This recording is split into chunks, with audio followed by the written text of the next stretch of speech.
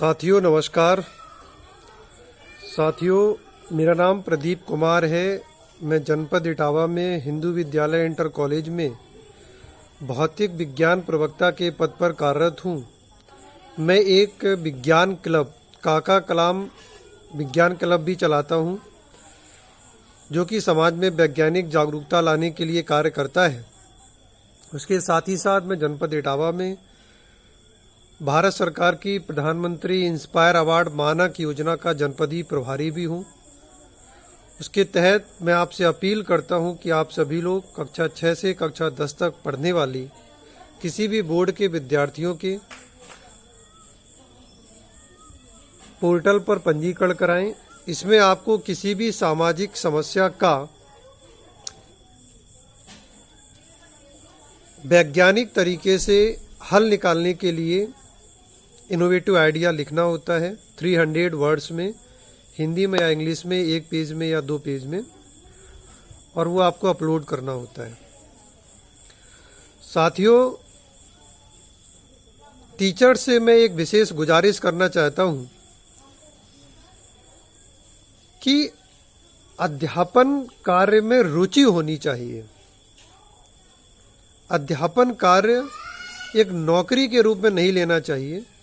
अब आप रुचि कैसे पैदा कर सकते हैं, इसके लिए मैं कुछ आपको बातें बताना चाहता हूं। पहली चीज जो ये है कि अध्यापक के अंदर अपने बच्चों के प्रति स्नेह और प्यार होना चाहिए, जिससे कि बच्चों में अध्यापक के लिए एक श्रद्धा भाव उत्पन्न हो। जब बच्चों में श्रद्धा भाव उत्पन्न हो जाता है तो बच्चे अध्यापक के द्वारा कही गई बातों का बहुत अच्छे ढंग से मनन करते हैं, उसको ग्रहण करते हैं। दूसरी चीज ये है कि हमें मूर्त से अमूर्त की तरफ जाना चाहिए। यानी कोई छोटा सा उपकरण पहले दिखा दो उनको, कोई TLM दिखा दो, उसके बाद पढ़ाओ। मूर्त से अमूर्त की तरफ पहले दिखाओ और फिर पढ़ाओ।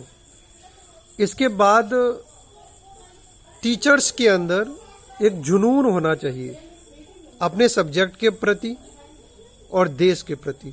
जिस दिन टीचर के अंदर जुनून पैदा हो जाएगा, पैशन पैदा हो जाएगा, स्टूडेंट्स में वो ऑटोमेटिक ट्रांसफर हो जाएगा। क्योंकि टीचर जब क्लास में पढ़ाएगा और वो जुनून में होगा तो बच्चों में एक अलग ही बात होगी, अलग ही तरीके से वो ग्रहण करेंगे।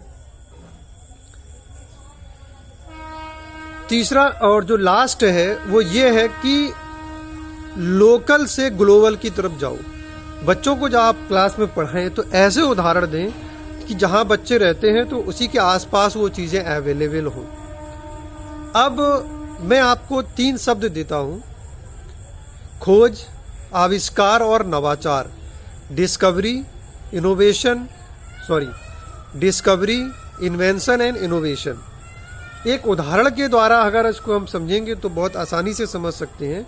बचपन में एक आपने कहानी पढ़ी होगी कि घड़े में थोड़ा सा पानी था और कौवा बहुत प्यासा था। तो कौवा जब अपनी चोंच उसमें डाल रहा था तो उसको पानी नहीं मिल पा रहा था। तो अब देखिए खोज कैसे होती है। तो कौवा ने आसपास देखा तो उसने जो कंकड़ पड़े हुए थे उनकी खोज की। कंकड़ कौवा ने बनाया नहीं, कहीं भी थे, उनको वो खोज कर लाया और घड़े में डाल दिया और पानी ऊपर तक आया, उसने पी लिया। तो कंकड़ कौवा ने बनाए नहीं बल्कि उसने खोजे, डिस्कवरी की। अब इन्वेंशन क्या होता है, यानी आविष्कार क्या होता है? जब अगली सदी का जो कौवा आया, 20वीं सदी का, तो उसने क्या किया? उसने कंकड़ को नहीं खोजा, उसने एक नली बनाई, पाइप, स्ट्रॉ, जिससे हम लोग कोकोनट का पानी पीते हैं, नारियल पानी पीते हैं। तो वो उसने नली बनाई और कंकड़ को नहीं डाला, नली को डाल दिया और पानी ऊपर तक आ गया और वो पी गया। तो ये क्या हो गया? जो नली थी वो पहले से नहीं थी, तो उसने आविष्कार किया, नली का आविष्कार किया। अब नवाचार क्या होता है? नवाचार जो है वो आविष्कार से एक स्टेप आगे है। जो चीज़ पहले से है उसी में थोड़ा सा आप जुगाड़ कर दो तो उसे हम इनोवेशन कहते हैं। जब 21वीं सदी का कौवा आया तो उसने क्या किया? उसी नली में नीचे एक टुल्लू पंप लगा दिया। टुल्लू पंप आप समझते हैं कि जो आप जैसे कूलर होते हैं तो उसमें जब पानी चढ़ाते हैं तो नीचे हम लोग टुल्लू पंप लगा देते हैं। तो क्या जैसे आपने बटन ऑन किया, पानी ऊपर अपने आप आने लगा। यानी कि पानी खींचने के लिए कौवा को ताकत नहीं लगानी पड़ी, टुल्लू पंप से ऑटोमेटिक पानी ऊपर आ गया। तो ये हो गया नवाचार। नली में उसने छोटा सा टुल्लू पंप लगाया, तो इसे कहते हैं इनोवेशंस। तो इसी प्रकार के जो ग्रास रूट इनोवेशन हैं वो आपको इंस्पायर अवार्ड में अपलोड करने। मैं आपको कुछ उदाहरण देता हूँ। जैसे पड़ोसी जनपद है एटा, तो वहाँ की एक लड़की है वंदना कुमारी। क्या है कि उसके घर में पिताजी नींबू की बागवानी करते थे। तो जब वो नींबू के पेड़ से फल तोड़ते थे तो उन्हें कांटे लग जाते थे। तो उसने क्या नवाचार सोचा, उसने एक पाइप लिया और उस पाइप में नीचे एक झोला लगा दिया, पाइप ऐसे झोला लगा दिया जिससे नींबू इसके अंदर आ जाए, और ऊपर पाइप में उसने एक प्लास्टिक की बोतल काट के लगा दी और उसके अंदर एक छोटी सी चाकू लगा दी। तो जैसे ही वो पाइप करके ऐसे पेड़ की तरफ ले जाते थे और ऐसे घुमाया उन्होंने, तो नींबू चाकू से कट जाता तो अंदर ही अंदर झोले में आ जाता था। तो आपने देखा कि कितना ये एक धरती से जुड़ा हुआ ग्रास रूट इनोवेशन है। ऐसे ही क्या है कि आपने देखा होगा जब PWD के वर्क होते हैं तो उसमें कुछ महिलाएं भी वर्क करती हैं। तो उनके छोटे बच्चे होते हैं तो उन्हें बहुत समस्या होती है। तो उन बच्चों को क्या है कि रोड के किनारे वो वहाँ पे लिटा देती हैं, तो कभी कभी जंगली जानवर को खा जाती हैं।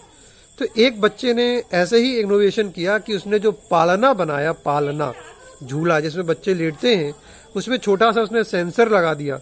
तो जैसे ही उसके 10 मीटर के दायरे में कोई भी इंसान आएगा, कोई भी जंगली जानवर आएगा, तो वो बजर आवाज करने लगेगा, जिससे क्या हो वहाँ के लोग अलर्ट हो जाएंगे और उस बच्चे को बचा लेंगे।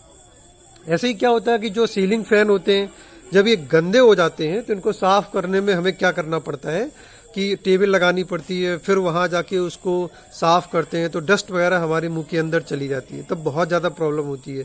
तो एक बच्चे ने जो सीलिंग फैन में ऊपर रॉड लगी होती है उसमें ऐसा सिस्टम लगाया जैसे एंटीना जो होता है वो ऐसे, उसकी रॉड आप बंद भी कर सकते हैं और खोल भी सकते हैं। तो उसने ऐसा लगाया और रिमोट सिस्टम किया, रिमोट जैसे ही दबाते थे वो पूरी रॉड जो है खुलकर नीचे आ जाती थी। और उसके पंखे में भी उसने कुछ सिस्टम लगाया कि वो जो उसकी पंख है वैसे घूम जाती थी। आराम से साफ कर दिया, फिर रिमोट दबाया, पूरा का पूरा सीलिंग फैन ऊपर चला गया, आराम से साफ हो गया। ऐसे ही जब जो इंसान जब बहुत डिप्रेशन में होता है तब क्या होता है कि वो कभी कभी फांसी हैंग कर लेता है, फांसी लगा लेता है। तो एक बच्चे ने ऐसा सोचा कि जैसे ही सीलिंग फैन में कोई वजन डालेगा तो वो तुरंत नीचे आ जाएगा, क्योंकि उसकी जो रॉड है वो एंटीना वाली जैसी रॉड है, उस पर जैसे ही वजन पड़ेगा वो पूरा खींच के नीचे आ जाएगा। इसका मतलब क्या हुआ कि फांसी लगाने जाएगा लेकिन वो मरेगा नहीं, क्योंकि जब पूरा नीचे ही आ जाएगा तो वो बच जाएगा। तो इस तरीके से किसी भी सामाजिक समस्या के वैज्ञानिक हल के लिए आप अपना इनोवेटिव आइडिया लिख सकते हैं और स्कूल के माध्यम से वो आप अपलोड कर सकते हैं। भारत सरकार जो है इसमें 10,000 रुपये आपको देती है। अधिक से अधिक लोगों तक प्रसारित करें। और पिछली साल जनपद इटावा में 63 बच्चों ने 10,000 रुपये जीते थे। हम चाहते हैं कि सभी लोग 10,000 रुपये जीतें और उसे विज्ञान का मॉडल बनाएं। बहुत बहुत धन्यवाद साथियों। मैं 2 बात और कहना चाहता हूँ। जले विज्ञान का दीपक, यह संकल्प हमारा है कि लो बुझने न पाए इसकी, ये अरमा जहां से प्यारा है। सोच को साकार करें, आओ चलें आविष्कार करें। सोच को साकार करें, आओ चलें आविष्कार करें। विज्ञान अध्यापकों, उत्साही विज्ञान अध्यापकों, आपको नए सूरज उगाने होंगे। उत्साही विज्ञान अध्यापकों, आपको नए सूरज उगाने होंगे। इससे पहले कि अंधकार की हुकूमत हो जाए, आपको नए सूरज उगाने होंगे। काका कलाम को करते हैं सलाम, बाड़ी को देते हैं विराम। बहुत बहुत धन्यवाद। नमस्कार।